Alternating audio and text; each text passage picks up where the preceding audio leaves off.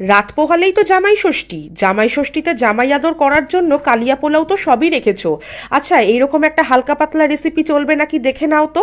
এটা যেমন বানানোও হয়ে যায় চটপট, আবার খেতেও হয় দারুণ। চলো কি করে বানিয়েছি রেসিপিটি শেয়ার করি।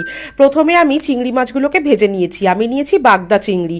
তারপরে একটা মশলার পেস্ট বানিয়ে নিয়েছি, টমেটো, জিরে, ধনে, আদা, শুকনো লঙ্কা, কাঁচা লঙ্কা, 3টে এলাচ, দারচিনি, লবঙ্গ, কাশ্মীরি লঙ্কার গুঁড়ো, হলুদ গুঁড়ো সমস্ত কিছু দিয়ে মশলাটা বানিয়ে রেখে দিয়েছি।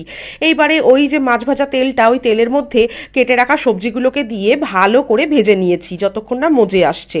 তারপরে মশলার পেস্টটা ওই সবজি ভাজার মধ্যে দিয়ে ভালো করে কষাতে হবে যতক্ষণ না তেল ছেড়ে আসে। তারপরে দিয়ে দিয়েছি চিংড়ি মাছটা। এটা কষাতে কষাতেই এত সুন্দর গন্ধ বেরোবে যে মনে হবে এটা দিয়েই খাওয়া হয়ে যাবে। তারপরে আর কি ভালো করে কষানো হয়ে গেলে সে আলুগুলো সেদ্ধ হওয়ার জন্য একটু জল দিয়ে দিয়েছি। নামানোর আগে নুন মিষ্টিটা দেখে নামিয়ে গরম গরম ভাতের সাথে পরিবেশন করে দেখো।